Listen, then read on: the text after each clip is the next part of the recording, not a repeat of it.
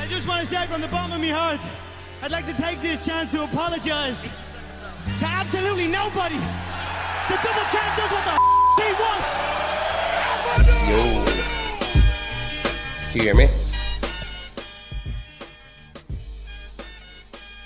All right, are we here? We good? Yo, what's good? What's up? Can you hear me okay? Audio's good? Yeah. Nice. What's up, man? How much? How have you been? Just another day in the life, you know? Let's see. Business as usual.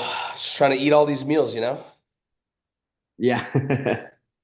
It's I'm saying, struggle's real, bro. Like, it's always funny because people are asking me, they're like, oh, like, how's your calories? Like, how's getting your food? I'm like, dude, I'm like, in my off season when I'm bulking, like, I'm close to 6,000 calories a day. It's a chore to eat this much, right? Yeah.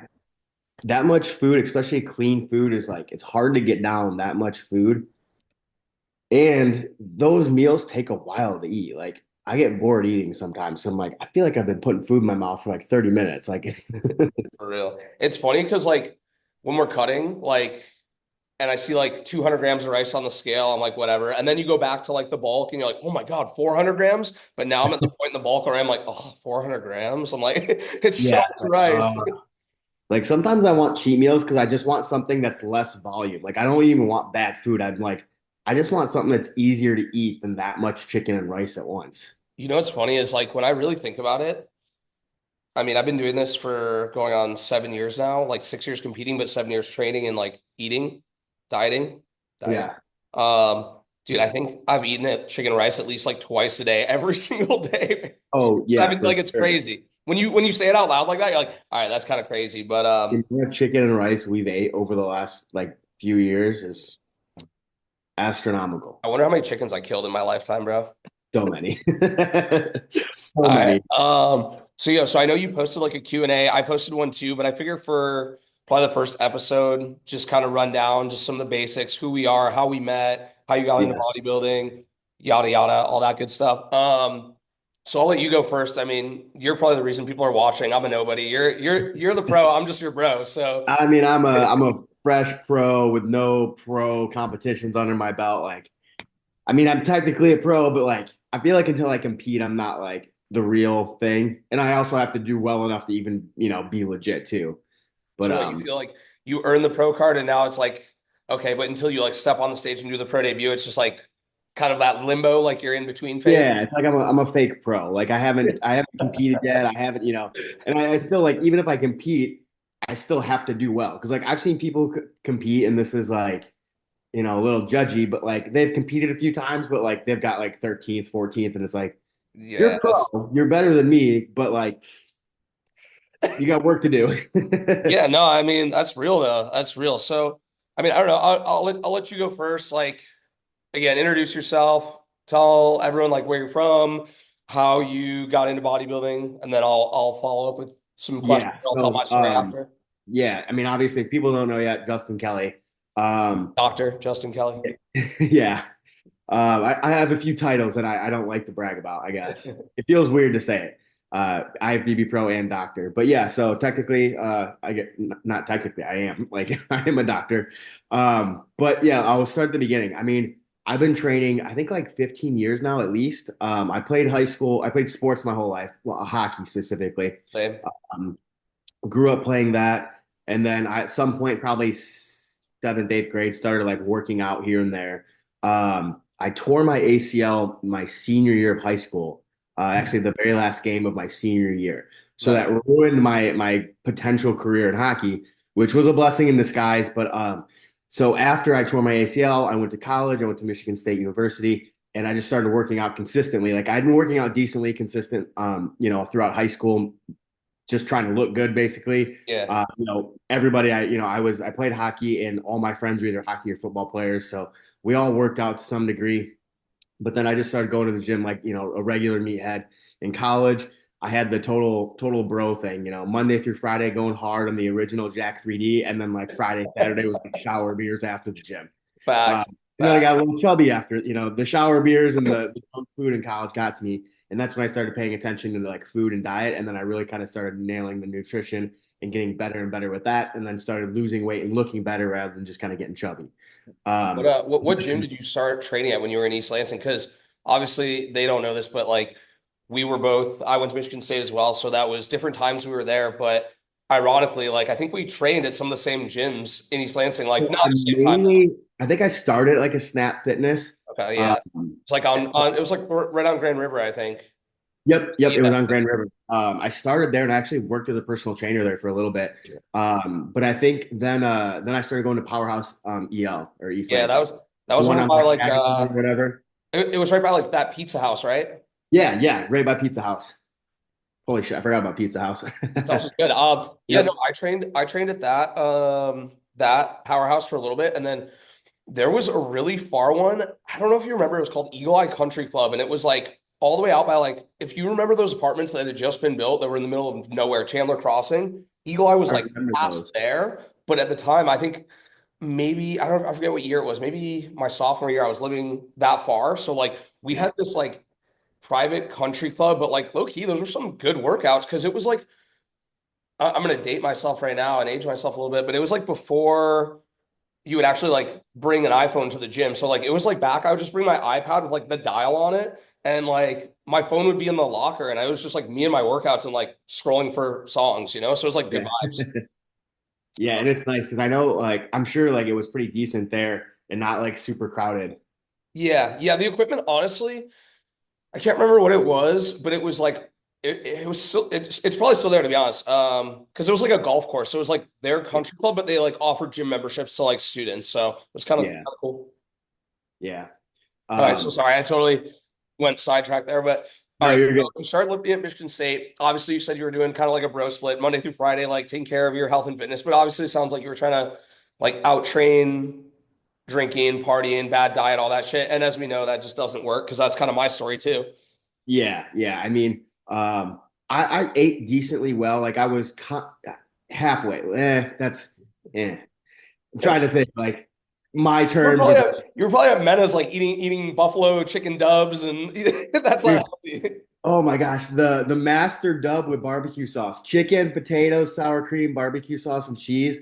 That was my thing. Can you believe people would like stand in line on like a Friday or Saturday night all drunk for like 2 hours just waiting for it? I mean, they're basically just like fat burritos that were stuffed with like French fries or buffalo wings. Yeah. Like, yeah.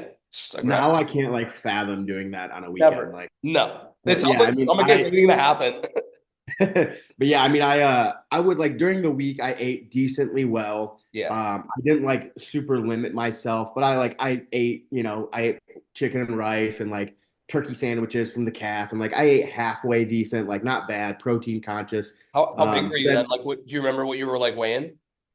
Well, at one point I got up to 200, and that was when I was like, I looked at myself, I was like, I'm a little chubby. Like, this is not a good 200. And at that point, that's the heaviest I'd been in my life. Like, yeah, I think when I played hockey, I was like 145 or 150. Okay. Yeah, that sounds about right. And then at some point I got up to 200, and it was not a good 200. Yeah. By like, I guess by everyday standards, it wasn't bad, but like knowing, like looking at myself, it was the heaviest I've ever been. I was like, I gotta cut back on the food and the drinking a little bit. So that's when I started paying more attention to the food. I think the drinking didn't slow down until I was like 21. That's fair. I mean, we all have had party phases, and some of us still do. Yeah, not you either, but hey, honestly, it might have slowed down the progression, and obviously like where we are, but like we went to Michigan State. I enjoyed it. I don't regret that at all. And I went back for a fifth year with like maybe 9 credits all year just so I could do a victory lap. Like it was a joke. But I mean, I had friends doing it too. So it was like, why not? And we were living at the time, if you remember, like right where Lou and Harry's was, like right on the corner, there was like the Masonic Temple. So it was like that big tall building, and I lived right there. So for anyone who doesn't know like the lay of the land we're trying to describe, like that was literally walking distance, like not even 5 seconds from every single bar. So like, yeah, it was just a mess. I would say my do you remember that apartment complex, the lodges, like real nice? Yeah, of course. So I lived there my sophomore year, and that was like the year it was built. So I was the first one to live in that apartment. And then so that was like right behind Dublin Square. Yeah. Yep. And then I no, not Dublin Square. No? It was, oh, where was Dublin it? was like that Irish bar, and I thought the lodge was, but I could be wrong. I could be, again, I was drinking a I lot can't of remember during this time exactly where it frame. was. I think it was like on the edge of campus by like somewhere off Hagedorn, maybe. Okay. Just Um, the names, hearing those names for the first time in forever is hilarious. Hagedorn. yeah, Sounds like but something it was pretty from close to campus. And then my junior and senior year, I lived just off campus. It would have been like northeast of campus by like a block. Okay, And so works. I was super close to the entire strip of like bars and stuff right there. Dangerous I can't territory. remember the names. It was Dublin Square and Rick's. oh, Rick's was the big bar. Yeah, Rick's. What was the other one? Um, I want to say it was like right on the corner. There was Lou and Harry's. There was a club too. Like there was a weird club. I can't remember the name of it, but it didn't last long. But yeah, Land Shark was always good. Harper. Oh yeah, Harper, yeah, Landshark. that's it. Harper's That's is the one what I I was was thinking of. thinking of. But yeah, like all those bars were like one block from me. So like, and the thing is, with having a house, any like MSU, like people would come like from your hometown, and like a lot of people came to MSU Oh to yeah, party. So it's like there's always something going on, and living a block from every like major bar, that yeah. whole strip was so, I guess, probably convenient, but also bad. But anytime anyone from my hometown came to Michigan State to party, they ended up at my house, whether I was like friends with them in high school or It's not, or like inevitable. whether I even knew they were coming. Suddenly, like every weekend, there's like 10 people from my hometown in my house, and I'm like, I haven't talked to you in 2 years. But it was like, Come oh, on in. good. Hey, let's, Yeah, let's but yeah, that's exactly how it was. It was like, oh shit, what's up? yeah, let's Um, party. Fuck it, you're so here now. yeah, like we took advantage of Michigan State. Yeah, had a good time. I don't regret it. No, not at Um, all. But but we yeah, were anyways, like, young, both of us. yeah, but yeah, I guess fast forward a little bit. I think I graduated in 14, if I remember right. And then that next year, I was still living in East Lansing, working. And you've heard the term "breakups make bodybuilders." I got dumped Everyone, on. bro. I feel like every bodybuilder, or like every good bodybuilder at least, has like the girl that broke their heart and they start going to their Yeah, physique. And then like literally like, wait, my physique's sick. Fuck that chick. yeah, that's it. That's what it was. It was like I did like the typical girl like revenge body. Like I Yeah. got dumped on my birthday, and I'm like, fuck it. And like 2 weeks later, I was like, I'm gonna do a photo shoot and I'm gonna do a competition. And I said that I was gonna compete online, like on Instagram or Facebook. I don't remember. So I was like, all right, I put it out there. I can't back out now, otherwise I'm Yeah, it's quitting. like you committed I was like, online. Yeah. out there now, there's no turning back. Like I Facts. put that goal out there, so I can't quit. And so I found a coach, coach, if you want to call it that. My first coach. Yeah. I don't really consider him a coach. I got the funny thing is it was like one of those bodybuilder teams. Yeah. Everybody was cool, but then I was talking to a girl on team, and we had the same exact diet. I just had like 2 more ounces of fish. So you're basically dieting like a bikini girl for your first Got show. like 4 ounces for her and 6 ounces for me. But wait, hold on, pause. Wasn't this correct me if I'm wrong, this was like the men's physique was your first one, right? Yeah, Yeah, that I was did. the photo. Wait, the photo that you showed me, right? Yeah, Yeah, yeah. We're not gonna pop that up on the screen. Don't worry. No throwback Thursday. yeah. Most people don't know that one. Yeah. Okay. So that makes sense though. Not like, well, I guess if you're dieting like a bikini girl, the physique makes sense too. Yeah. I can't talk. My first stage physique was pretty much the same, and I was under eating at the time too. I was just lean and in some oversized board shorts, so I'm not one to talk. Yeah. But yeah, that's what I mean. That's what got me, I guess, truly into it. Like I was, training and eating, and by this point in time, I was drinking far less. By the time I turned 21, I was like, I've kind of done it all. I've been to the bars. Done I've, gone to keggers. I've gone to frat part. I've done everything. I was like, by the time I turned 21, I was like, I'm good. We had a Yeah. good run. So now I was way more focused on diet and nutrition. And then when that happened, I pulled the trigger on a photo shoot and then that competition. And, obviously the first prep, felt awful. I was dying, got through it. And then as soon as I got on stage, it was like that adrenaline rush. And I was like, holy Yeah. shit, like this is cool. And it lasted, 30 seconds. It was so quick. It was 16 a weeks of reason prep for that a minute of stage time. Yep. so I think there wasn't a lot of competitors. It was really quick, but I was like, oh my gosh, like I got to do this again. Like that was a good time. And then just progressively, probably I moved to St. Louis the next year. Okay. And then I ended up within a year. So 2015, it was the first show. 2016, I was in St. Louis, and I reached out to somebody to coach me. And I've been with him ever since. Yeah, that's crazy. And then I didn't know obviously that's it still, slowly got better and improved. damn, that's crazy. I didn't know you've had the same coach this whole time. That's sick though. Yeah. So Sick. I don't really count that first coach like Yeah, we're not gonna count yeah, that it first was one. like We'll eight air weeks of quotes like, that. following the bikini chick diet with, cod and asparagus and oh, I forgot he actually ditched me. Um, the first show we were supposed to like he was supposed to give me a ride there. My car wasn't reliable at the time, so I was like, I Right. can't drive 2 hours or an hour and a half to Grand Rapids.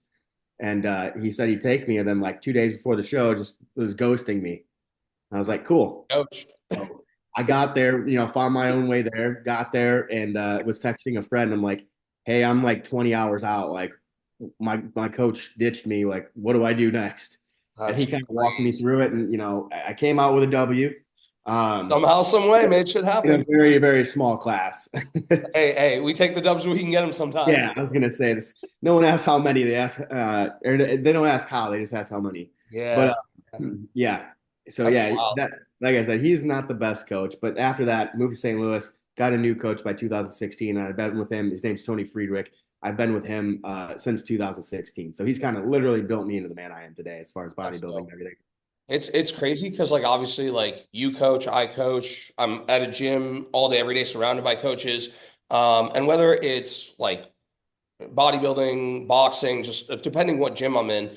And it's just like you kind of learn so much from like all these different people who are doing it at different levels, whatever their niche is. They like someone can give you something, right? And so like obviously my coach, he works with a very high level of athlete. You do as well. So it's like one of those things where like I'm still just so much a student of the game where like I'm just a sponge, right? Like I know a lot Yeah, of the information I know because I've worked with my coach going on, I want to say 5 years now. And same thing, like I had the first coach, which we'll touch on that a little bit. That's how obviously Liz and I met, which, she'll obviously be brought in this at some point. But yeah. I mean, I think just again, like anything who you surround yourself with is going to be so beneficial. So like having those good mentors where it's like you build that bond with them, not just in bodybuilding, but as like a friend as well over the years. It's like you guys understand each other pretty well.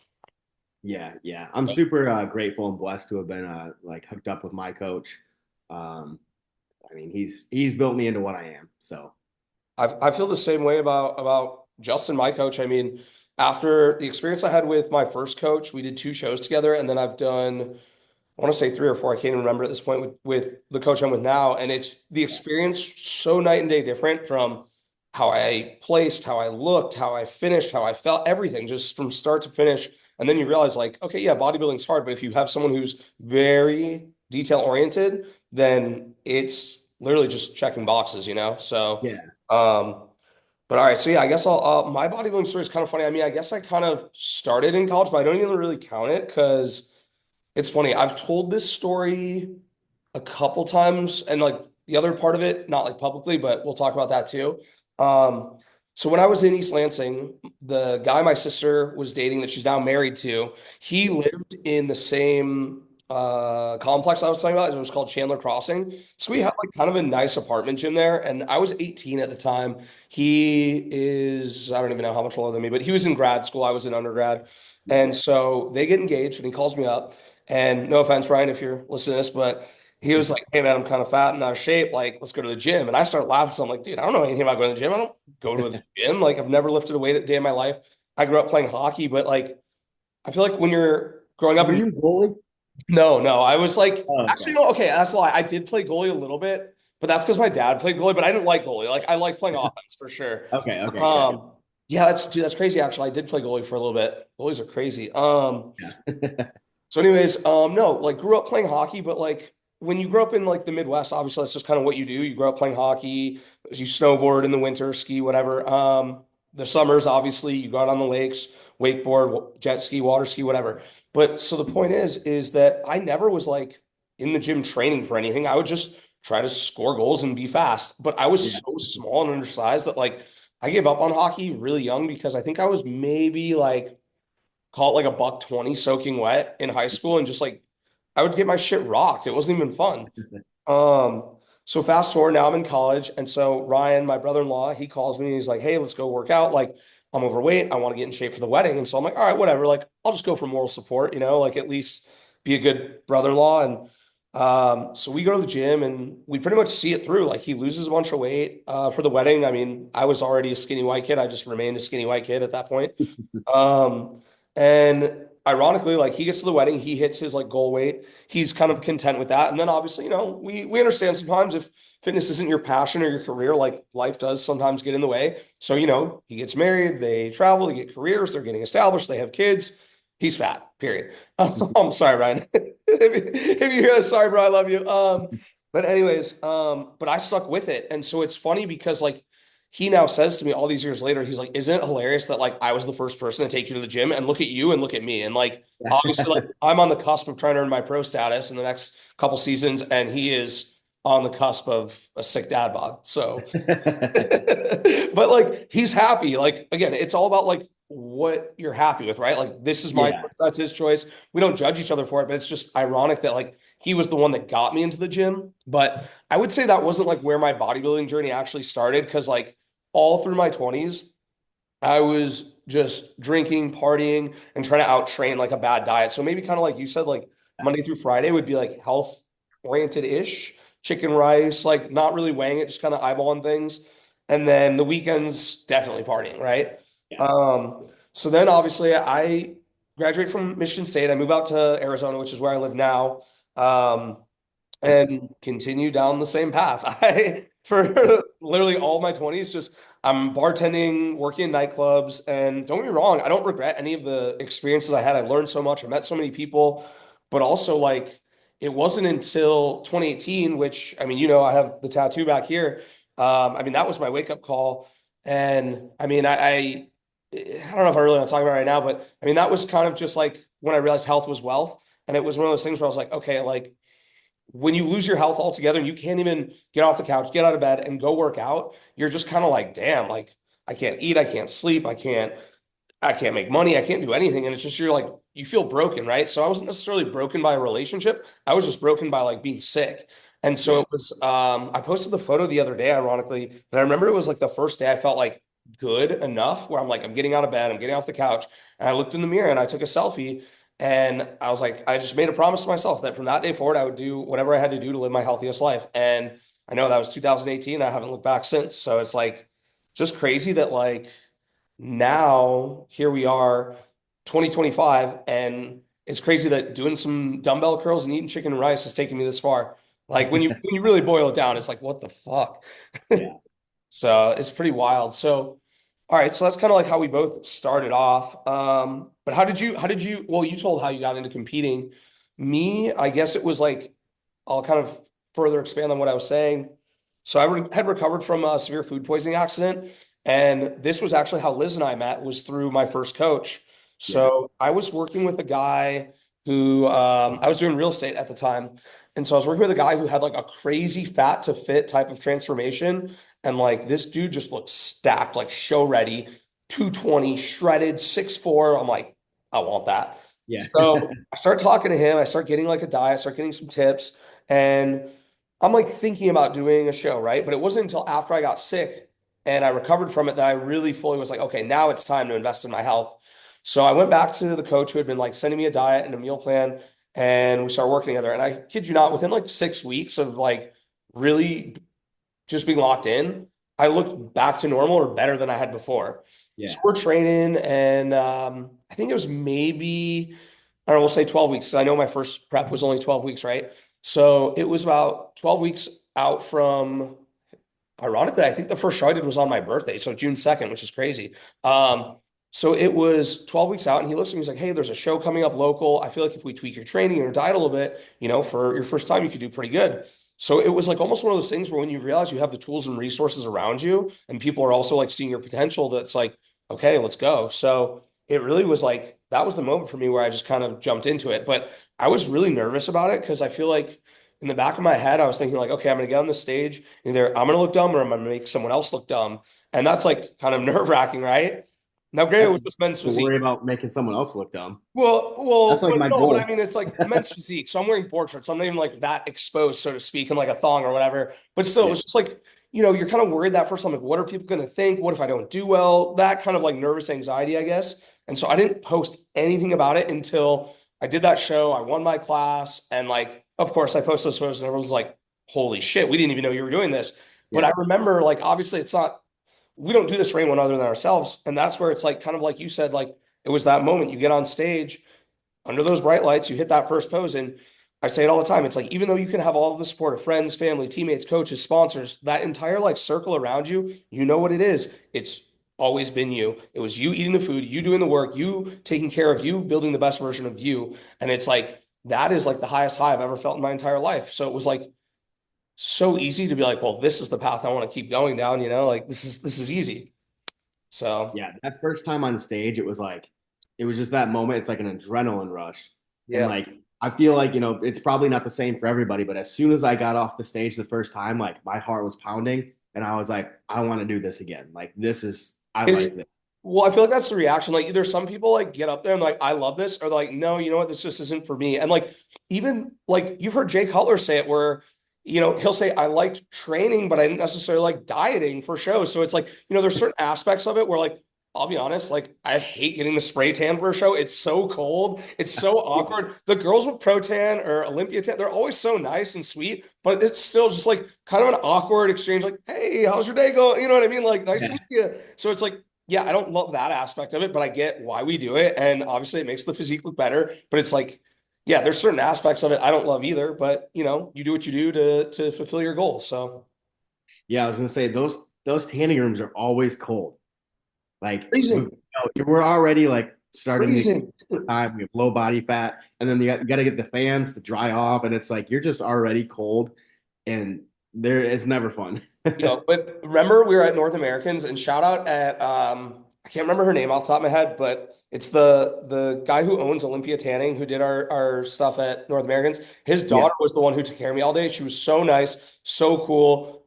Just like you know how it is, like especially when like they recognize how serious you're taking this moment and they want to make sure you look your best on stage. So like shout out to her because I mean I came back, I was hooking up with Pop Tarts and rice cakes at the end of the day, but like no, she was so sweet and just like again, when you meet people in this space who like go above and beyond and don't even know you, but they see how passionate you are about it, like that's really what the culture is all about. And so that's like obviously, I know you and I both love that too. So yeah, that definitely helps because it's already like not the most fun part of the game, but it helps a lot when they're making sure things are taken care of. And I think they did a great job for me as well when I was there. I didn't get the girl you had; I forgot her name, but I they, don't remember who I had. they But were all good at North America. Like honestly, and I mean, you've done enough shows, I've done enough shows where it's like when you're an athlete and you have like a good experience where like the promoter takes care of their athletes, whether it's from prizes or just the venue being arranged, the show being expedited properly, it just little things where it's like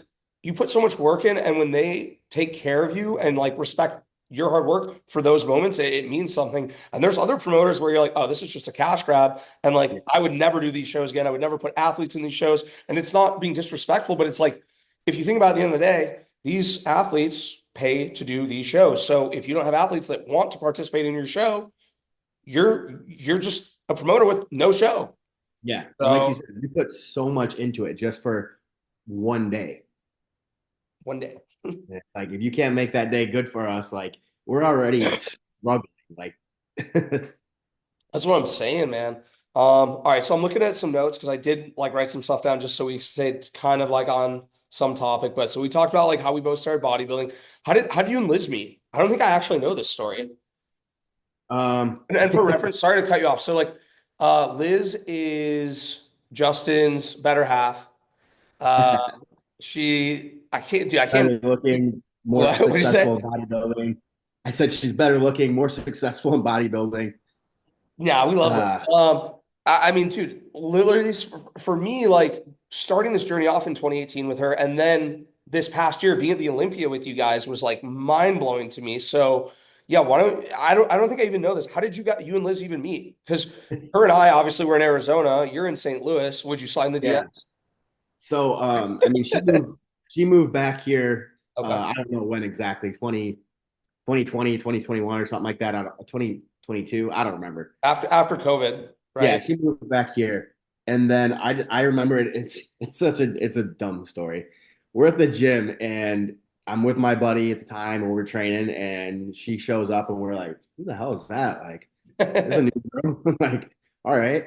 And so I have a Yeah, she's hard to miss. I mean, when she's training, like, and she trains yeah, I hard, was gonna say and same Susie. there was no missing her, especially Yeah. like the gym I have, like we pretty much know everybody for the most part. Like whether we like know each other and have like talked or met or shook hands, you at least recognize like it's a gym with regulars. So Yeah. you typically know. And so this girl walks in and we're like, damn.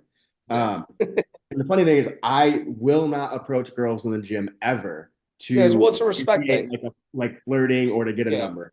It's Yeah. but that's because you understand that like there's boundaries. Like Yeah, there's boundaries. Like I know me, when I'm at the gym, I'm there to train. I'm not there to get a girl's number. I'm not there to get hit on. it's not I'm your there social hour.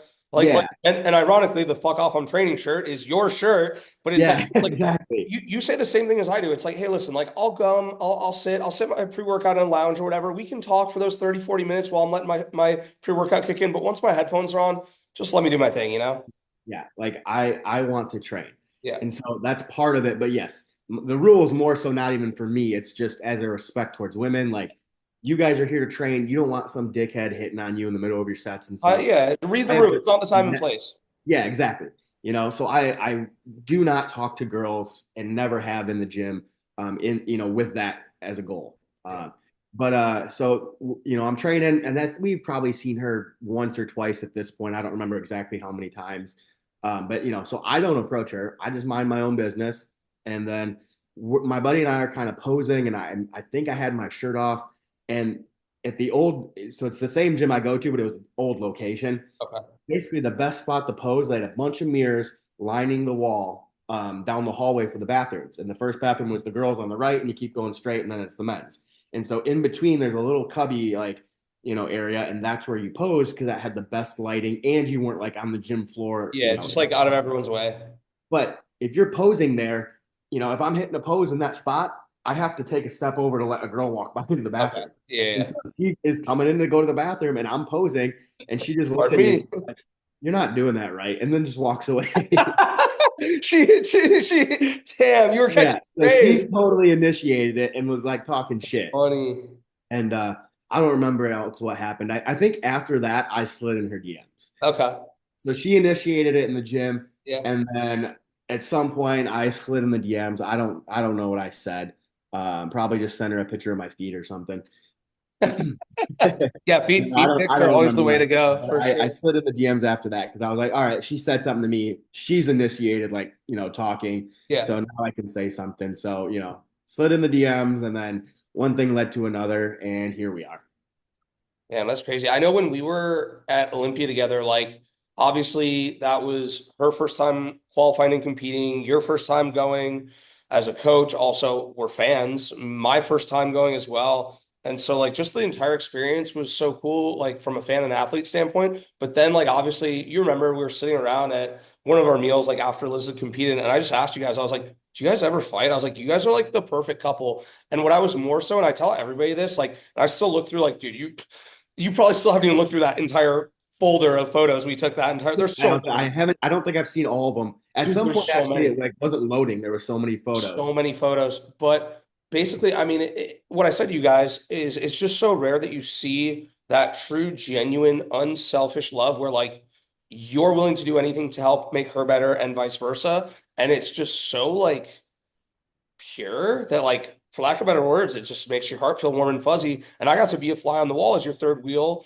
the whole weekend. So to see just, I mean, that one photo I'm referencing where she came off stage, you guys were just having a moment and you didn't even know that photo was being taken. And she's just looking to you with not tears in her eyes, but just like, babe, I did my best. You know what I mean? And it was just that moment. And then the donuts right after that, like, but it's just like, and that's the thing too, where like people don't really realize that like, it's so special because it really is so much more than just lifting weights, looking sick on stage. Oh, it's fun too, but you know what I mean? It's like that's where like those memories, like, I mean, it gives me chills talking about it because like, again, like when you dumb it back down, our passion for going to the gym, eating healthy now puts you on this level where you're able to make a full-time living off it, travel the world doing it. And it's just like, damn, like when I say for lack of words and people are like, oh, how's it going? I'm like, just living the amateur bodybuilder dream, to be honest. Like, you know, and it's like you always say, like, you got to be a pro before you become a pro. So it's like, I check my box every day, follow my plan, and eventually,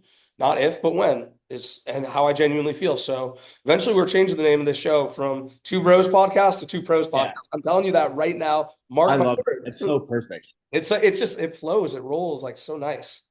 But yeah, I mean, this stuff is, yeah, like you were saying, it means it's more than just eating and lifting weights. Like that's, maybe what started it was, just lifting some weights, trying to look better or, be better. Feel better. Yeah. So, but yeah, it means a lot. And that, I mean, that whole Olympia weekend was like such a surreal experience. So sick. I felt like it's hard to express what that weekend meant to me. I got to be there as first and foremost a boyfriend and, supporting the girl I love, doing something that she loves on the biggest stage in the world. Like, so I was just like literally the biggest. Yeah. Yeah. Just ecstatic to do that. Like that's amazing. And it's even cooler because it's in a sport that I am in love with and obsessed with and competing. Yeah. And then I was there coaching her too, which I, often forgot. Like I was the one, kind of pulling the strings and telling her what to do and when to do and where to eat and what, all the stuff. Yeah. So it was really cool that I got to be at that level as a coach, and help create and guide her into such an amazing physique that got to be on the Olympia stage.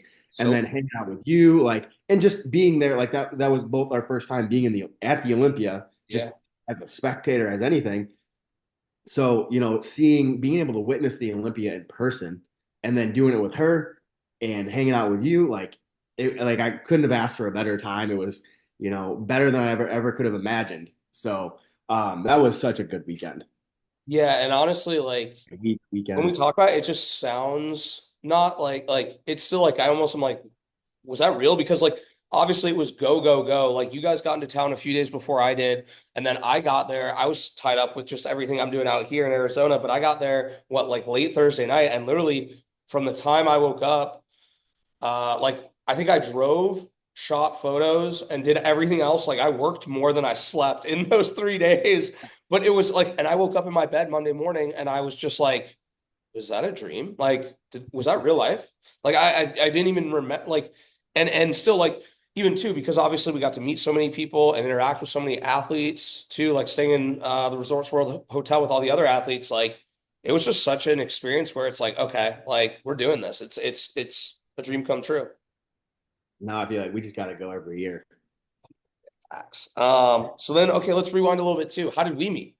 Let's tell that story. So I remember obviously, so Liz and I met 2018. You and Liz didn't meet until let's call it 2020, 2021. I think it was 20. So we probably met early 22, I think. At USA's because you were competing.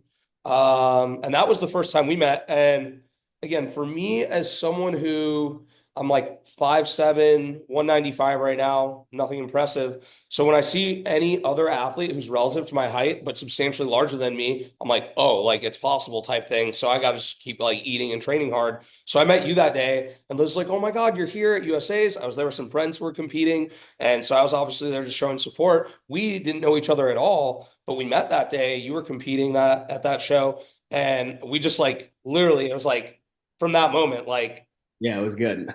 I was just like automatic. I was like, dude, this is my brother. Like, I don't know. I just like we just connected, but also it was like, again, I see even Greg Chung said this when he came out here for that week and like him and I were talking, training. He was like, dude, you and Justin are so alike. It's crazy. Like the way you train, the way you diet, just how like focused you are. And I was like, hey, it's a good person to be like, So I was like, I'll take that as a very good compliment. But yeah, like, I think it was just like the moment we met, I was like, I like this dude. Yeah. So then fast forward, obviously you didn't win your pro card at that show. So then we jump into the next year and that was 2023, right? Yeah. In 2023, was that the year you competed? You did 2 attempts that year? Yeah, in 2023, I did USA's, and because I was so close to USA's, we decided to do one more, and I did North Americans, and then did same thing. Took second and missed it by one spot. Yeah, I was gonna say, and that's the thing too. Like, I remember, like, when I say my heart broke for you, because it's like to be that close, like, and that's with anything, like that fine line of like success and failure sometimes is so razor thin. Where, like, I mean, even look at our boy Sid, shout out Sid, like he looked phenomenal, and it's like, oh, like that close, like a hair off. Right Um, there. and so like obviously, like we see it every year with, let's just say what it is, whoever is at North Americans, nationals, you get third place. It's like, damn, like that's such a great physique and you're that close. So what happens over that next year? Either it really causes that person to double, triple down on what they were doing and come back even better, or you see people just lose their shit altogether, right? And you probably never see them again. So Yeah, you double, tripled down, and you're I like, oh, doubled we're down. coming back better than Yeah, ever. that year I was so focused and so Yeah. intense. Um, when did I get this? That's, Yeah, I was gonna after say that's the pressure as a yeah, privilege I was gonna say tattoo year. after the 23 season, I got the Pressure is a Privilege tattoo. And I looked at it every single day in the gym, especially, every single workout in between sets. I would look at that, I'd sit down on a bench, look at it, and that reminded me like I only have, so much time. I have realistically 6 months or less until I have to start dieting again, and 9 months to a year before I actually get No on time to stage. waste. Yeah, so it was like there's no time to waste because realistically, like, say I got 1 year total.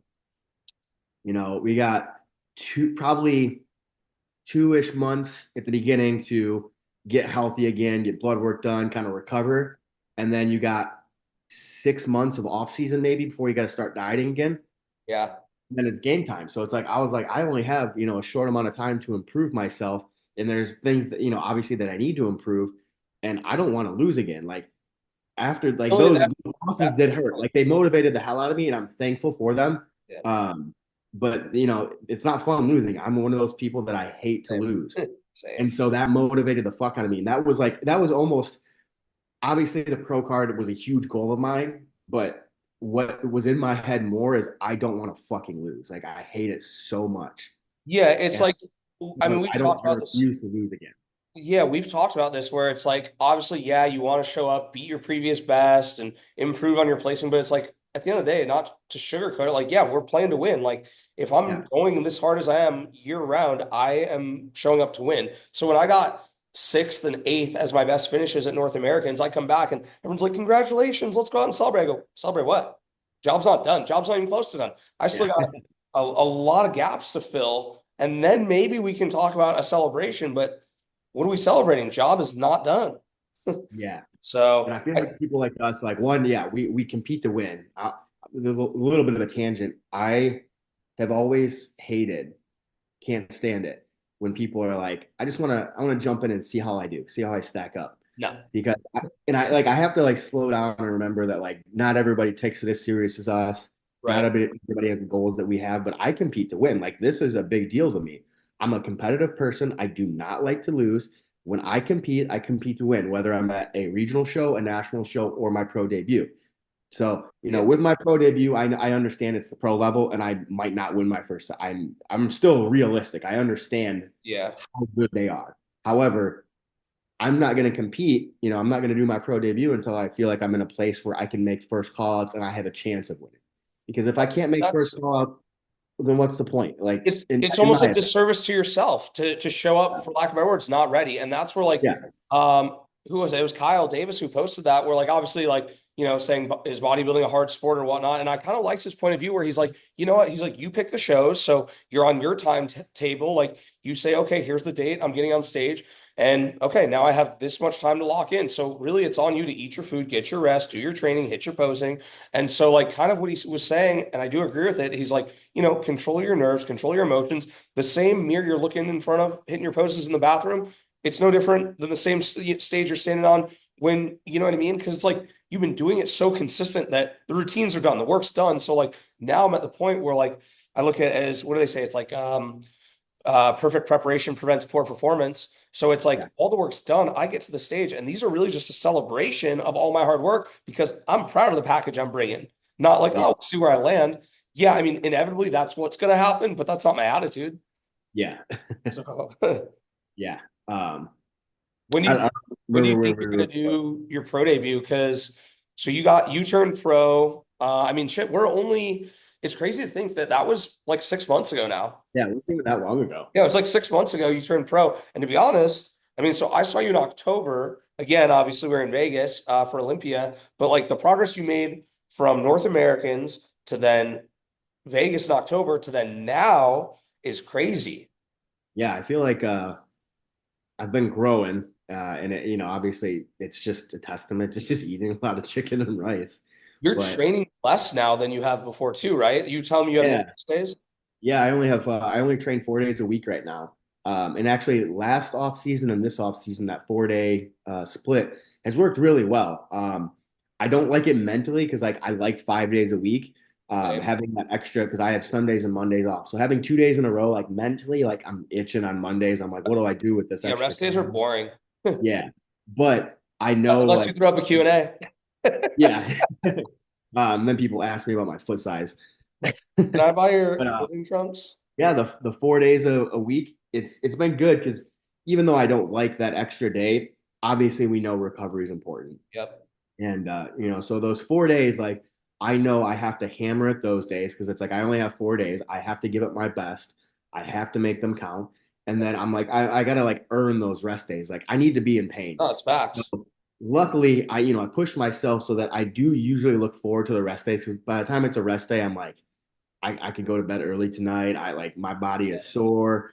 And like I know after my Thursday rest day, I have legs on Friday. So it's like I like having that day off before because I'm like Friday, I'm gonna hurt myself. Like I'm gonna bring it. Yeah, you have it, and I mean, you do train like a savage. I've trained with you, and obviously, anyone who follows you on social media and sees your posts can attest to that. But yeah, it's one of those things where I think obviously like the intensity is a huge part of it. But like for me, I always joke about it like this, like so obviously like I'm competing, I'm trying to earn my pro card, and so okay, I train 6 days a week and I rest 1 day a week. So typically, I'll like take my rest either Saturday or Sunday, just depending how my body feels. But what I'm getting at is when I'm done competing, I'll still probably go to the gym Monday through Friday. So then I'm like bitching about like what 1 or 2 days of work. Like that's nothing, you know what I mean?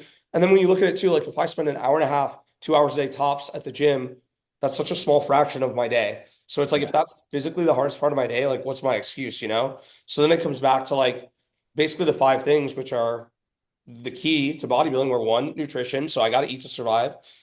Two, obviously, I'm going to train and I fucking love training. Three, I got to sleep to survive. So I'm going to optimize that as well. Until I do those first three, I'm not going to know how good my genetics are. So it took me a while to get there. And then five, we already know. We'll sprinkle some PEDs in there and then we'll really see what's up. But like, that's where like, even, it's like, you got to do this shit for so long consistently to even get to that fourth like checkbox of like, oh, okay, this is genetically what I'm capable of. So like when people say to me like, oh, your genetics are so good, I'm like, bro, no, they're not. I'm like, if I don't eat 6,000 calories a day, then I literally am like 150 pounds, which that's pretty average. Yeah. That's average genetics. So like it takes really intense training and really rigorous eating to get. I mean, I was at 217 when I started my last prep, and that was the biggest I had been. And we're gonna have to push even harder this time to get to where I need to be to win. So it's like I recognize that, but also I chose this. So it's like no one's got the gun to my head being like, you have to do this. These are my choices. I want to do this. So it's like I don't ever like, even though maybe it sounds like I'm bitching about eating 6,000 calories a day, which kind of am, but at the same time, like these are my choices. I want to be doing this because it's gonna get Yeah. me where I want to be. Yeah, it's like we might not like every piece of the puzzle we have to do. Like sometimes eating 6,000 calories sucks, and sometimes eating 1,500 calories suck. Yeah. We love and choose the overall process. There's just parts of it that aren't the most fun. Same thing as like hockey. Like when we play hockey, I love hockey. Getting bag skated, I don't enjoy, but it was a necessary part of the game. Like you got to do it.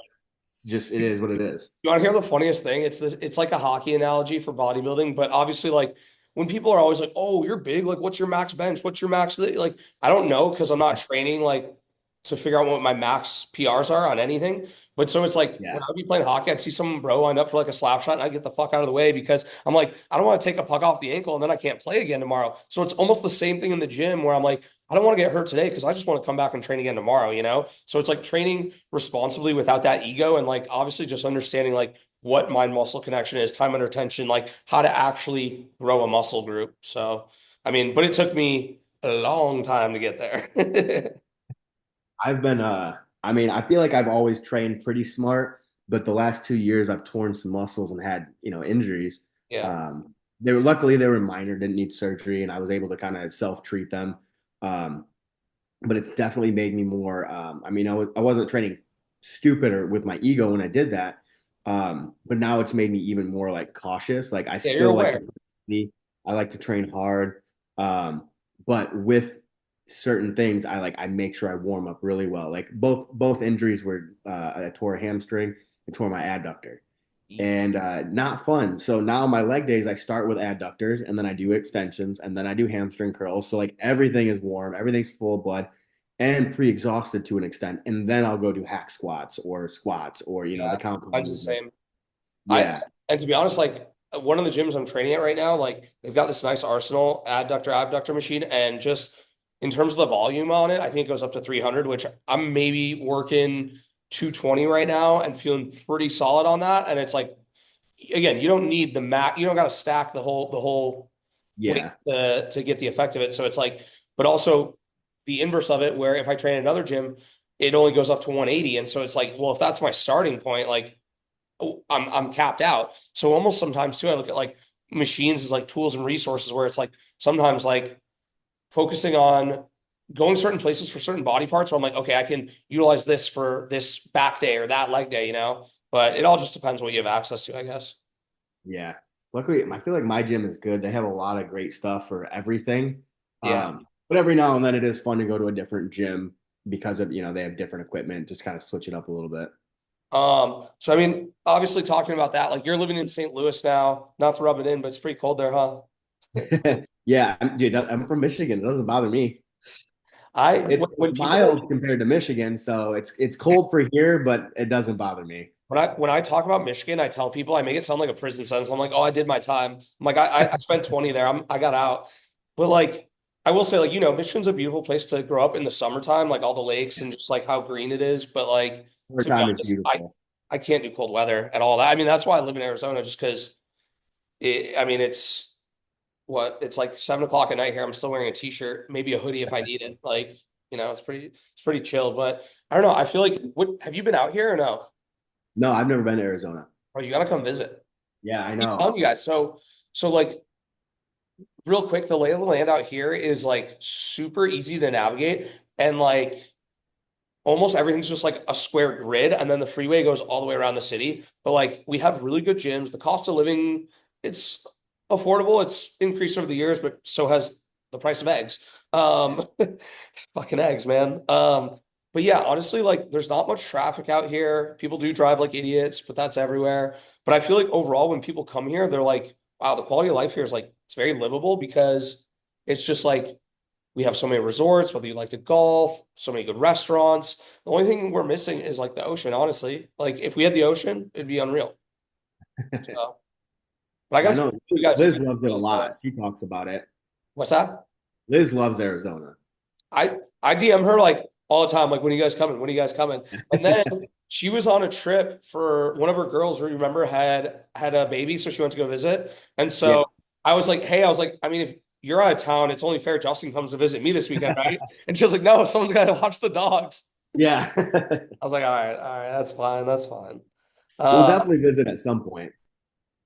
no, I will. So obviously, I mean, you probably know this, and it's funny. I was on the website for House of Pain last week because I was talking to Joe. I don't know if Joe mentioned anything to you, but um, he hit me up to do the apparel and take over like the manufacturing for pretty much all of their apparel. And so I was just seeing what was on the website, and I see, of course, model Yeah. Justin, model Liz on there. I was like, oh, I recognize these guys. Yeah. Yeah, but so it's cool because, dude, and Joe's been so fun to collaborate with. Obviously, we did the Olympia shirts for Liz. He was super cool to work with. But then even past that, like we hopped on a call last week and he's just like open to pretty much whatever I think is gonna work. Yeah. So yeah, we're gonna make some cool stuff for you guys. And then I was like, dude, I can't wait to come out there. And again, he's just like, you let me know when. He's like, I will roll the red carpet out for you. He's like, everyone here loves you. I was like, dude, I was like, I love you guys. Like St. Louis feels like my home away from home right now, and I've never been. Yeah, Joe is he's such a nice guy. Honestly, that their entire family is some of the nicest people I've ever met. That's dope. And it's cool because like Joe owns the gym and we see him almost every day with it. Like he is Hands always on. there. And he's one of the guys like he's hugging everybody. Like he's like, "What's up, Scott? What's up, Justin? What's up, Liz?" Gives Yeah. us hugs, like says hi. Like he knows everybody on a first name basis. If he doesn't know them, he'll walk up to them and be like, "Hey, I'm Joe. What's your name? Like I own this." Yeah. He's just a nice He's guy every time I've talked such to a him. nice guy. Yeah, nice family. Like they're the best. Yeah, he was, and I mean, obviously too, when Liz was competing for Olympia, I would see him like posting the videos like, hey guys, let's go support our own, go show some love, go buy her shirt, like even letting you guys, retail the shirts out of the gym. And he even paid for the entire order. So yeah, he's been a real one since day one. And again, this is someone who this is why I love bodybuilding. Joe and I have never met in person, but like again, I love this dude because of just the opportunities he's given to me, you guys, like, and it's just because he loves the sport, the culture, the people, and like, yeah, it's really cool, man. Yeah, he's just a super supportive and genuine guy. So if you're friends with him, like I mean, he's just a good dude. Like I can't really say it any other, any more plain than that. He's just a really great guy. Stand-up people are hard to come by, so gotta appreciate them. Let's do a couple more and then we'll wrap up. I got some funny ones at the end. Let me ask you this. If you weren't bodybuilding, like what would you be doing? I mean, obviously you are a doctor, so I would imagine you still would have gone down that path, but like, or would you have? Would you even care to I'd do be it? in jail. I would be in jail. I would be in jail. What would you have been Oh, arrested for? What's your oh, offense? I would have hurt someone or something. I would have done something dumb for sure. That's fair. Oh, the gym is for sure therapy. I Yeah. can't. You're not allowed to just punch everybody that pisses you off anymore. So I got to go to the gym, and I feel like there's, with social media, particularly just stupid fitness stuff. How the world is, politics. Unfortunately, there's a never-ending supply of things on Instagram to piss me off, and in real life. Oh, we'll be peeling back those layers in some future Yeah, episodes. we'll Don't you be guys getting into worry. those. Just But wait till we're going on politics and conspiracy theories. I yeah. can't wait.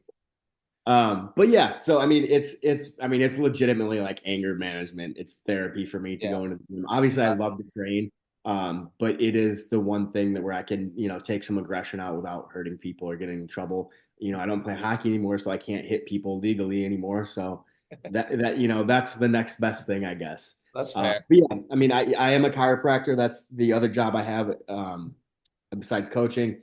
So, I don't know. I Would you couldn't have live done? without training that. What's that? Would you have gone through medical school and all of that education? Like, had you have not been as into fitness or health? Do you? I mean, if I Been a wasn't choice? into fitness and health, there's a chance I wouldn't have. Okay. I don't remember ever having like specific dreams or aspirations outside of this. I Sure. know, and it's like it's hard to imagine that because I started skating when I was 2.5, got into IP, the introductory program to hockey when I was 3, and then played until I was 17 and graduated high school. Yeah, it's like Um, people don't understand in so, the Midwest, hockey's life. Like as a kid, yeah. if you play. So like I don't know what it's like to not be active or playing a sport. Yeah, But I know that pushed me towards my career path as well. makes sense. I had growing up, like my primary care physician, he literally, started treating me when I was a baby until I left for college. And he always thought it'd be a good idea if I went to the medical field. And I actually did my first semester at Michigan State as a business major because I wasn't sure what I wanted to do. Like And then everyone all does my that. friends were in the pre-med program, and I was like, what am I doing? This, it's ironic now because I am in business and own businesses, Right? but Back then, you would have never seen it. Yeah. sitting in business class, it wasn't enjoyable. And they're all doing, they were in pre-med, my friends were in pre-med classes, and I'm like, that looks way more interesting than what I'm looking at. So after my first semester, I was like, maybe my mom was right. Maybe my doctor was right. And I was like, I switched to the pre-med program my second semester, and it was tough as shit. Yeah. But anatomy, physiology, biochemistry, like just a ton of stuff, but it was far more interesting. Sure. And so from there, I thought I was going to go to medical school. And when I was a junior or senior, getting close to graduating, I started shadowing different doctors. I shadowed physical therapists, chiropractors, MDs, physician's assistants, nurses, like a little bit of everything. I just wanted to get a taste and see what I liked and didn't like. Yeah. And I respect MDs, the good ones. I respect physician's assistants, nurses. Yeah, there's a caveat with that. Yeah. Yeah. We'll peel that back in I another was one. say there's good and bad in every profession. Everything. Fact. everything. So yeah, we'll leave it at that. But I just realized, I don't like how much drugs are just pushed when so many things can be treated, prevented naturally with just exercise, nutrition, stuff like that. And so there's definitely a time and a place for medications and surgeries, of course. But I was like, I don't want that to be my first tool. And so, I had been seeing a chiropractor for my own, for care throughout school because my back and neck hurt all the time because I spent so much time sitting at a desk Yeah. and in class studying and stuff. So I was like, this has made an impact and improved my quality of life in my neck and my back. And so after shadowing all those different types of doctors, I was like, I think this is where I want to go. So I started studying for the MCAT, getting ready for medical school. And I was like, you know what? I think I'm going to go this route. And I came and visited schools and this school in St. Louis. And I was like, I think this is where I want to be. And, then I guess the rest is history. Went through with it and I enjoy it. It's something that I love and I do every day, obviously. Yeah. And I'm able to, like I said, there's a time and place for drugs and surgery, but I'm able to help a lot of people avoid that stuff. Yeah. So, Well, that's kind like of what I prefer to do. you obviously, I mean, whether you're coaching people or helping them in a chiropractic type of space, like you just love helping people. And so that's kind of the same as me, where like, I don't know what I would be doing if I weren't doing what I'm doing now, to be quite honest. And one of the biggest compliments I've gotten recently was from someone, this kid, Joseph, who I know for a couple of years. He used to work at the gym that I coach out of. And, we reconnected. He moved back from Miami recently, and he's like, dude, I've been seeing everything you're doing on social media. He's like, I just wanted to tell you, like, you're killing it. You seem like you're really happy. He goes, I was like, thanks, man. I appreciate that. And then he says, because yeah, it's like you're doing exactly what you're supposed to be. And I was like, damn, I was like, that, I felt that. Like, but it's such a compliment when someone sees, like, again, like when I look at you winning your pro card, that smile as you're holding that IFBB pro card, you're doing what you were supposed to be doing. You know what I mean? So it's funny how like life takes us on these different paths, but we know when we're where we're supposed to be, you know? Yeah. And I feel like there's nothing more fulfilling than that. Um, in a personal setting, obviously, like love and relation, there's other things that are amazing. But yeah, that feeling of like knowing you're doing what you're supposed to be doing, Feels good. and to the point that other people even notice it, like the glow, or they can Yeah, that's tell. the glow. Yeah, and like you said, that one photo from when I won my pro card. That biggest smile I've ever seen, except Yeah, we got those milkshakes in Vegas, but that was close second. yeah, I would say food makes me smile quite a bit, but there's a difference. I even had like a close friend. He saw the photo, and without me explaining anything other than obviously the context of the photo itself, he's like, I don't think I've ever seen Justin smile that big. Yeah, the photo speaks for itself. And it's crazy because again, like that's where it goes so far beyond just muscles. But a lot of people from the outside looking in, you're just another meathead, bro. And yeah, at the end of the day, I just eat a lot of chicken and rice and pick up heavy shit. But yeah, it's something that I was meant to do and something that you're meant to do. And I think we're both in parts of our life where, we're happy and we're working on things Yeah. that like we're meant to be doing. I mean, even this, like we talked about this from like North Americans, and obviously we talk all the time. We work on stuff for results together. I mean, we talk damn near every single day, but it was actually doing this because I mean, again, you have so much knowledge and information. I have so many different experiences that I felt like this was just kind of like the timing too, where I was like, you know what? I was like, we gotta run this shit up. So yeah, this definitely is gonna be the first of many episodes to come. It was perfect because like I've been wanting to do a podcast for a while, and I didn't know person too, though. how to do it, and then you were like, hey, let's do this. And I was like, all right, like What do I gotta do? I was like, show up. yeah, I was like, done. Show Easy. up, say less. That makes it easy. You just took care of all the like stuff that I had to figure out, and now we got it going.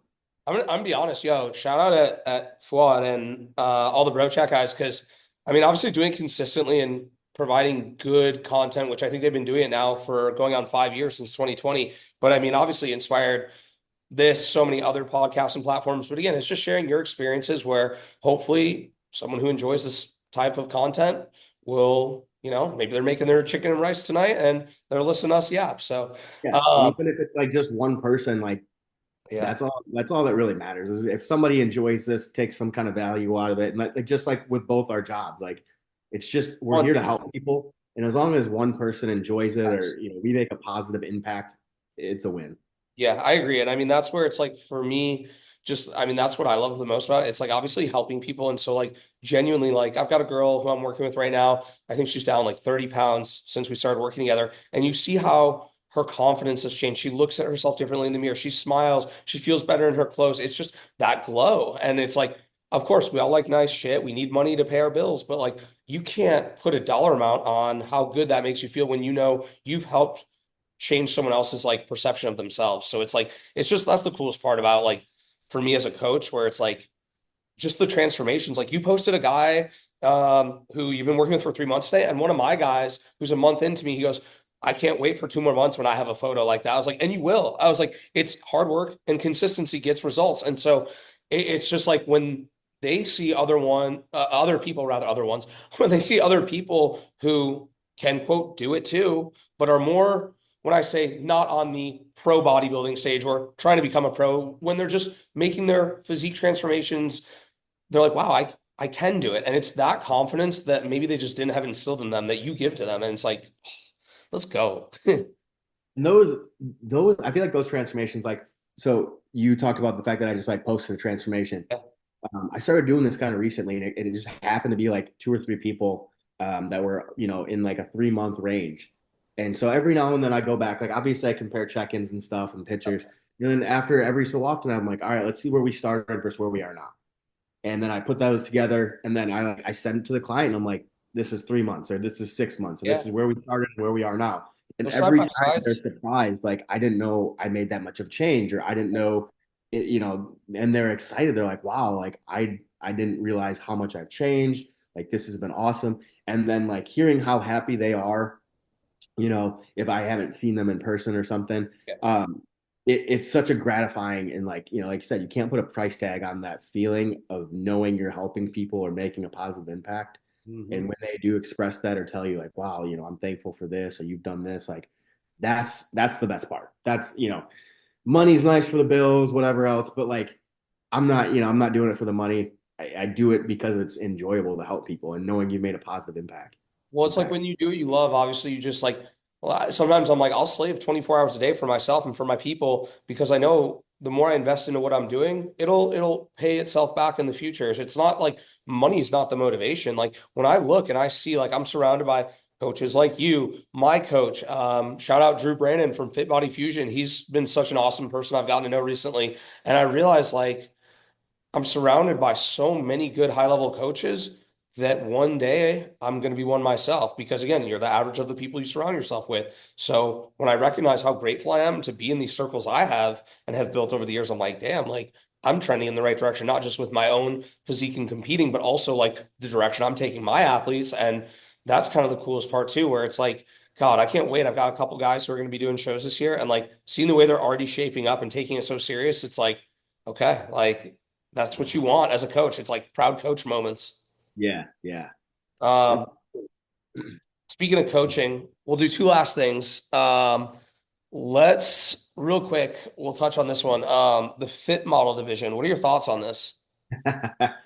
All right, getting into the controversial I stuff. mean, these are like current topics right now. Obviously, the first show was last week, right, at LA Fit Expo. And I actually know, shout out Emily Chanel on Instagram. Met her a few years back when I was living in Vegas. Super cool girl, absolutely great physique. She's competed for years doing bikini, and this new division came out. And, for her, it was an opportunity to not have to push PEDs to try and do, quote, bodybuilding a healthier way. So this was someone who, when I say had already been doing it for so long and now was like, hey, like, I think I can be good in this category. So for her, it was like a nice transformation. I think she actually got second or third. Don't quote me on that, but I know she was in the top three. And she looked phenomenal. The girl who won, I didn't know, and I still don't really know what the criteria was that differentiated first, second, or third, because obviously it's different than what we would be looking for if we were judging, say, bikini with, conditioning, symmetry, hardness, and all that. Yeah. So, I mean, I'm going to be blunt. So I want to say like, You always are. I'm not trying to talk poorly about anybody competing, whether it's Yeah, like no, no. a friend who changed divisions to do it, or Just is new to the you give your sport. honest opinion and people are going to love it or hate it. That's what Yeah. it is. Yeah. But yeah, I'm going to just give the honest opinion. You can like it, you can love it, you can hate it, but it Can't is what please it is. everybody. Exactly. And I'm not going to sugarcoat or lie about it. I hate it, to be honest.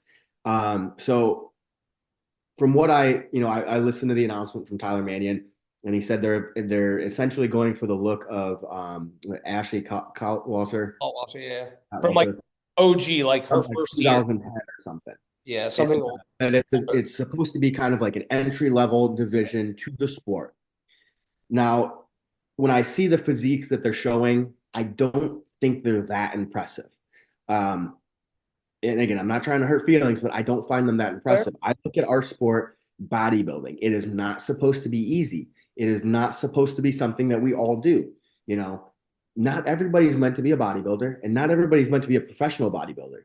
You know, just because we play hockey doesn't mean we should be able to strap our skates on and hop on the ice with NHL guys. Like we're not at that level. You know, our There's NHL levels to wasn't it. in the cards for us. There's levels to the shit. Yeah, exactly. There's levels. And in my opinion, how they said it's kind of like an entry level into competing. In my mind, that's true novice and novice bikini. Right. You know? And I will say some of the bikini girls look great. They work hard. I'm not trying to diminish them by anything, but if you're looking for an entry level, category, that is true novice and or novice of the bikini competitors. Yep. And then from there you got open, obviously, and then from there you got figure, wellness, physique, and bodybuilding. And if you want to keep the PEDs low or non-existent, bikini might be where it's at. And there are definitely girls that can go pro in bikini without PEDs. Sure. Obviously, they help. But if you're focused on being as healthy and natural as possible, you got to work with that. If you want to go as far as you can and you're okay with PEDs, then you can do them. But, I just feel like it's kind of a money grab. And to be honest, I know some people are like, oh, it doesn't affect you. Who cares? Well, in my mind, it does affect me. And maybe people agree or disagree. But in my mind, when I look at the fit model category, what they're saying it's supposed to be, there are so many Instagram influencer girls that could get a spray tan and turn pro tomorrow. There's so many girls who, and I'm not trying to diminish their work. Maybe they're happy. I get it. And that physique is a good physique. Like objectively speaking, a fit model physique in general population is a healthy, good physique. Nothing against that. But we're different than average. We're not average people. And I don't think being good for average or good for what the normal population is deserving of an IFBB pro card. And I feel like, if the girl across if a girl at my local gym who's been training for a year still drinks on the weekends and just, eats 1,000 calories during the week and has a little bit of a butt can turn pro, why have I been grinding my ass off for almost a decade? Yeah, it's X, Y, and Z to get it. Like it's that part. And again, I don't know if it was Sid who posted this. It might have been Sid, but it was that almost exact analogy where it's like you take these guys who've been grinding this out for a decade, literally year after year, doing all the right things, not getting the results they want on stage, but still looking phenomenal. And then you have this new category that comes along where within, say, a year, you could be a 2-show pro. And I mean, yeah, that makes a substantial difference in how you're going to view the sport because you've been breaking your back for a decade, right? So it is different. Yeah, I see that. I was going to say, I feel like it diminishes the quality. We're going to have quantity over quality. And I think some of the league might already even be a little saturated with people that maybe don't deserve it. I don't have anything in particular. I'm not going to call people out. I was going to say, you want to drop any names now? I don't have anybody in mind. I don't know. I don't know if I would or wouldn't do that. Maybe I'm not the best person. Maybe I would. I don't know. But I don't have anyone in mind. Episode 2. We'll wait till episode 2. Never, and then like 4 episodes later, call someone out and be a hypocrite. But they're like clipping it. They're literally like, bro said he wasn't going to call anybody out, and then just boom. Yeah. But I think it lowers the bar, it lowers the standard. And if anything, we need to raise standards. I'm not saying bikini girls need to be diced, but there has to be a standard. Yeah, there has to be a standard. And I don't think lowering the bar that far is a good move. I think it's going to increase quality, not quantity. And if they want to tone down bikini, because obviously over the years, bikini has just gotten harder and leaner and drier. If they want to tone it down, you got to start rewarding people based on the look you want. So if you got a girl that has striated glutes in bikini, don't give her first place. Give her second. You got to judge, that's how this sport grows that's how we went from people like Arnold to Dorian to Ronnie to where, Big Ramy to Phil, where we are now. they kept getting bigger and leaner, Yeah. and they started rewarding that. And that's what everybody did because they're like, all right, well, that guy was bigger than me and leaner, and he won, so I got to do that. And so they got to reward the look they want. So I think it would have been a better idea to kind of bring bikini down a little, It's not as criteria. hard, not as lean, to maybe emulate that look of the 2010, Ashley Cotwalter. But I think this new division just it muddies the water. It lowers the standard. And I pride myself on the work I've put in to do this. Like, Yeah, like earning the pro status was a huge achievement, and now yeah, you almost feel like it's been diminished down to like not the same standard. yeah. Like I said, I've been training for like at least 15 years and competing for almost 10 now. And some girl, just some 20-year-old girl with a Yeah. halfway decent physique could diet for 2 weeks, get a spray tan, and win a fit model competition. And it's like, why have I been breaking my back, working through injuries, eating chicken and rice, doing, how it is, doing all the things that we do, all the sacrifices that we willingly and enjoyingly do, Yep. but all the sacrifices and work we put in when you just did this in a year, you're 20 and you just quit drinking for 6 weeks. Like, I mean, it kind of sums up how I feel about a lot of people who are getting in shape via Ozempic right now, and that's a whole other conversation we'll save for another episode. But like, it's crazy because I don't know. I think it's like, why are we like rewarding people for doing the least? But also, like, I get the business side of it. I understand like what they're trying to do with like, okay, let's open it up so it's quote more attainable of a look, so more people want to get into this entry level category and then grow with the sport, maybe go further down the line into another category. But and the thing too is I'm going to say this, and you're probably going to agree. You already know what's coming. A men's fit model division. Give it 12 months. Mark my words. Men's fit model will be back. It'll be like OG board short stuff, like when men's physique first came out. Because obviously now men's physique is basically just bodybuilders and board shorts. So I mean, it's different. yeah, yeah, like you said, I don't think we should reward that, especially like I said, the fit model objectively is a good physique. If you're just looking at general pop, that's a good physique. But at the end of the day, like it's sad to think, and this is kind of a little bit of a tangent or just it's still on topic, but why most girls should look like that.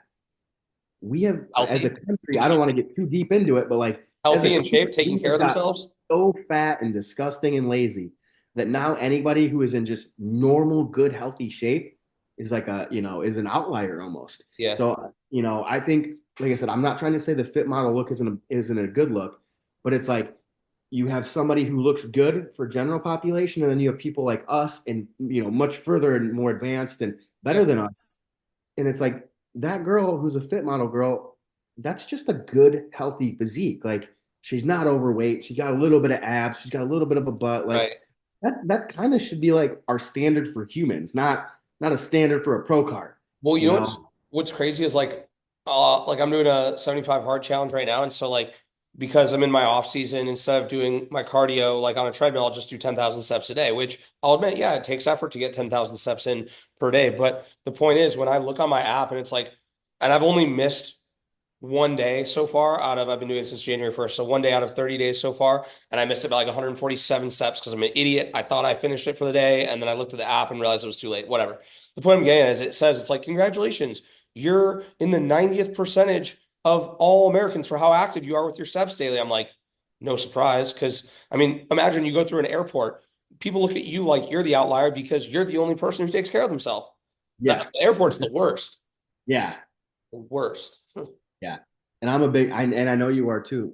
I'm just a big believer in like raising the standards. And that's what I've done. And I know that's what you've done with the competing career. It's like you started somewhere and then you got a little bit better and then you raise the standard, got a little bit better, raise the standard. And it's like less cheat meals, less drinking, better training, more consistent, and Optimize. every year, every competition you get, it's like I gave my best last year in 2023, but then I took it up another notch, like with my intent, with my discipline, with my sleep, with my like we keep raising our standards to get better each and every single year. And I feel like the league lowered the standard by bringing in a new lower standard, category. And it's like I do get the business side. Yeah.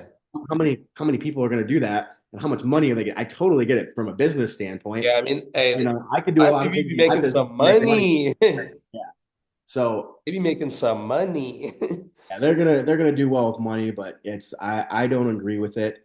And again, that's no offense to anybody competing in that. I'm not trying to say, Here's an idea. If yeah, if there's more categories, more people competing, shouldn't the entry costs for amateur shows be lower? that would be awesome, but I'm not gonna Scales I'm of not gonna hold economy my never breath. gonna happen. Yeah. I got one more for you, and then we'll wrap up. I think we've been going for over an hour. Okay, this is gonna be a spicy one. You already know where I'm going with this one. I sent you this link the other day. It was the 𝗫𝗏𝗕𝗓 video, and I think Nick nailed it spot on. He talked about it very tastefully, but it was that muscle contest show where they allowed a transgender woman to compete in men's classic physique. And I mean, I'll just right off the bat say I saw one of the comments. I can't remember who made it, but it was like, imagine you dieted for 16 weeks just to show up and compete against a girl in some pasties. Like, what kind of shit is that? And like, Yeah. there's so many things wrong with it that like, I don't even know where to begin. And then I see some people who are like in the comment section, like, no, it's fine. Like, we bodybuilding's for everybody. Yeah, it is in the right class. Do the Yeah. right class. You're a woman. Yeah, I saw that, and I think that earlier that day I had thought about or seen something. I think I probably saw the fit overall winner earlier that day, and then later on I saw that video, and I'm like, I didn't think I could get more annoyed. And then I saw that, and I'm like, What is I going have on? faith in the world apparently.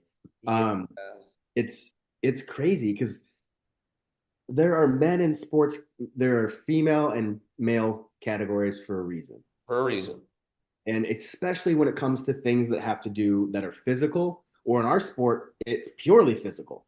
But it's looks, but like sports like football, hockey, wrestling, fighting, like there are reasons why we have different categories. Male and females are drastically different at a biological point, and our hormones are vastly different, making us very, very different.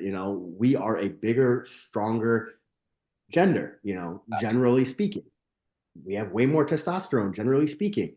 So we are biologically different, and it's not fair. That would be like me competing against a 15-year-old boy. I have a decade more of testosterone in my body than he does, whether Yeah. he's enhanced or not. That is not fair.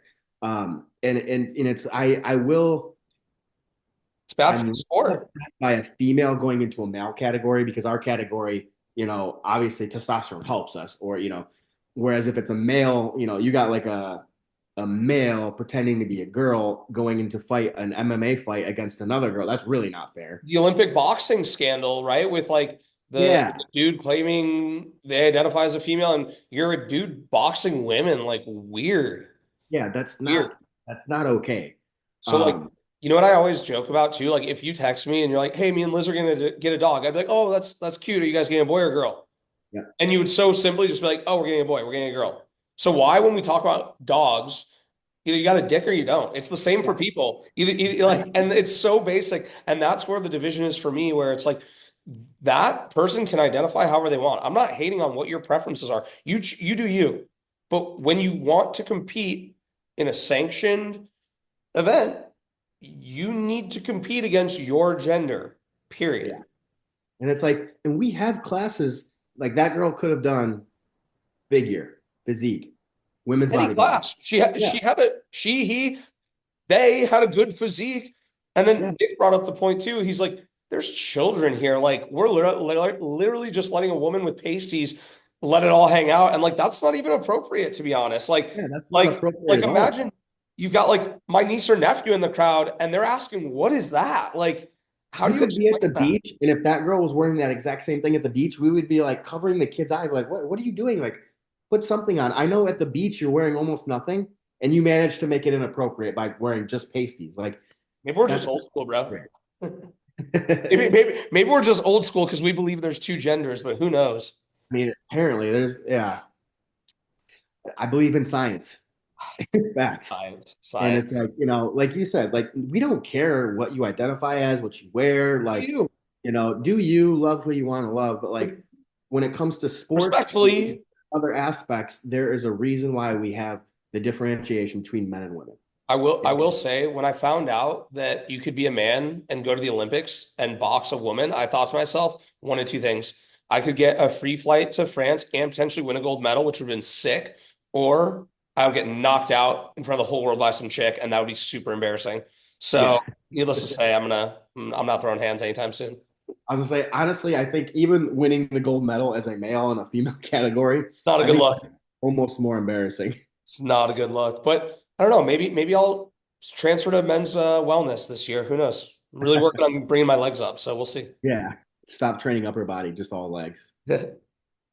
I forgot how they do the poses. That was too much. All right, bro. On that note, what are you doing the rest of the night? What do you got going? I gotta get a meal in here in a minute. Hey, that was Wait, that was literally why I was like, yo, we've been going for like almost 2 hours about mealtime.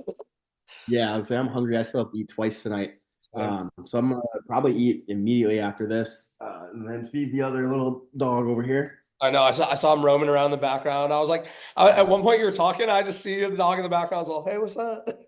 I almost pointed her out. I could see her moving over Yeah, here. it was literally like right over your shoulder. It's funny because I'm in this little lounge area and I purposely came in here because my dog would just be like, anytime I'm on a call on my computer trying to do work, she just knows. She's like, come on, dad, let's play. Just like hyper ass Frenchie. But yeah, bro, we're gonna wrap this first episode right here. I don't know how frequently we're going to be doing these, maybe once a week, maybe once every other week, maybe when there's some more crazy shit popping in the bodybuilder world to talk about. But yeah, drop comments down below, guys. Any questions you guys have, anything you want to know or have us talk about. I mean, Justin will talk about literally anything.